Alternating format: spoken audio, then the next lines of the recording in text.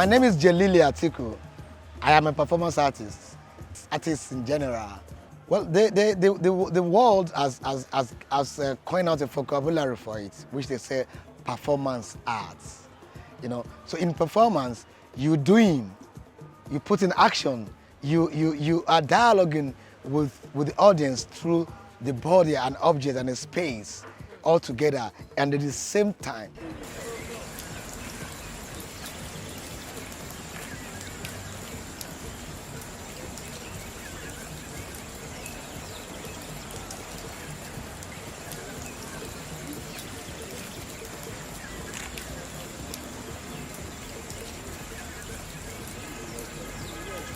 Well, actually, it's an object of my performance, which is titled "Don't Eat Garlic Near the Queen."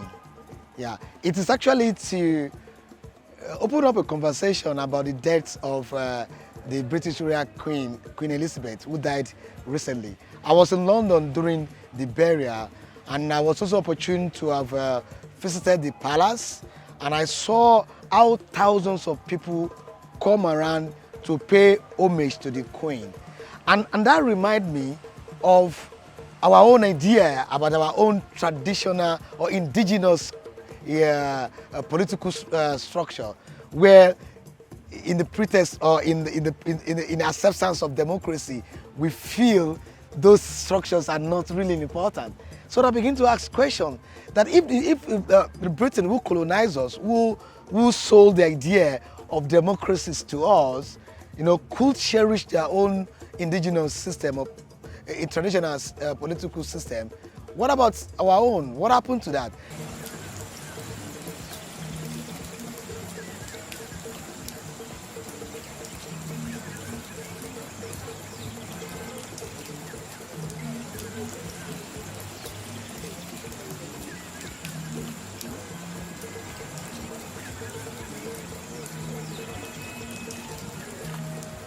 So that made me to now begin to open up conversation about the British imperialism in our life, you know, as a country, as a people. And they sold us those things, and they make us to look, get rid of our own values that are no pertinent to us as people. And so building up a symbol of agent of that imperialism, what I could think of is having a bone, you know, and you also know that bone ordinarily does not exist without the flesh. So, and when you see a bone like this, it means that it must have been carried by flesh. And what happened to the flesh? It must have been destroyed by. So it's a symbol of our experience during, you know, what we go through during the hand of the colonialism and what we are going through now. Because it's like you have killed everything that is essence of us. And it's become like a bone. And you know, we still carry it. It still has a memory. It still has ideas. It has past. It has a lot of things that has a pattern to that what the bones has carried. You know, so the idea is to have a symbol of that can represent our Nigerian experience in the hand of the British.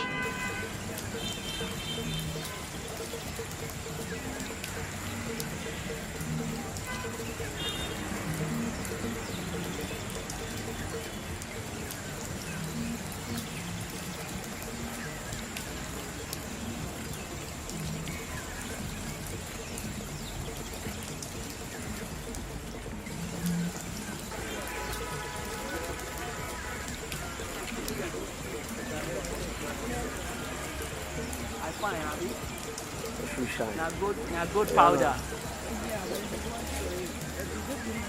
You know, art is one of the world, can I say, let me say, elements about life and humanity that is so strong that it gives you the opportunity to express yourself. So if you are going to be in a field where you feel like you want to express yourself and trying to be true to your life as a human being, you know, we'll say art it is for you.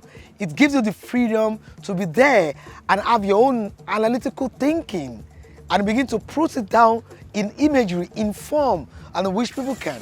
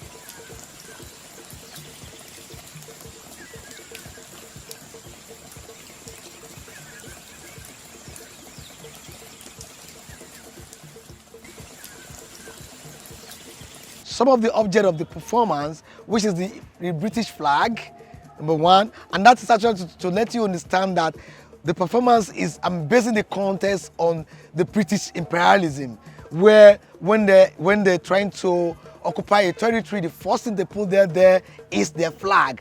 The other, or what I call like a carpet, which has tape with a gold plated and a red fabric, was actually to bring the experience of the adventures of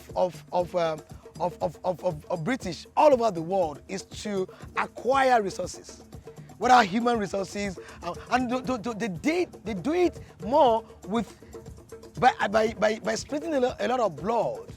And that's the red symbolizes the violence which they put into acquiring those they call the gold. You know, I use that tape as a goal to say the wealth which they are acquiring.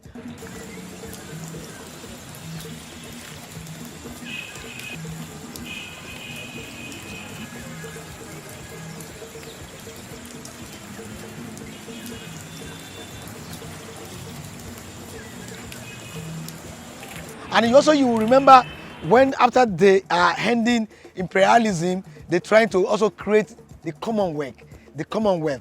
You know, and that was what you will see when I had an object that I created, which I called a boss, that had the head, a bronze sculpture from the Abeni that I put in the boss, which I wrote the Museum of Commonwealth. Standing, you know, on a stool that I painted in red, it started to bring, you know, metaphorical statements of power that the Britain feel that is higher than everybody in thinking, process, in everything. But in the real sense, they're actually not art. So those are the symbols, objects that I collated, which I want to use as a point of penetration into the mind of my beholder, of my mind of the viewer, for them to be able to connect to the context which I try to the conversation which I try to open.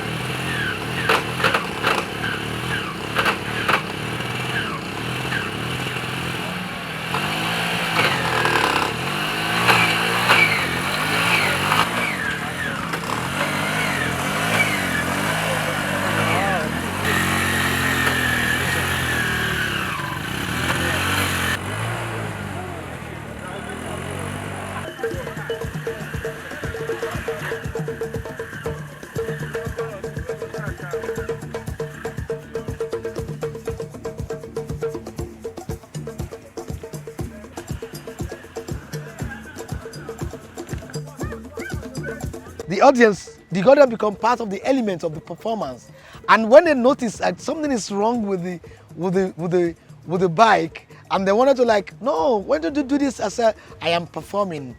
It's a part of that, because I know that, you know, in Lagos State, Okada, which is a motorcycle, has been banned. And so when I was now looking for the materials to use for this object, I also look for somebody who has a machine that has been banned in the same area. In buying that, I know that the engine has been wear. You know what I mean? That the engine is not working properly. So probably when I start making the performance, it's not going to be functioning very well. So the idea is you set up a system that is to the people it's not working, and we keep pushing it. We keep pushing it.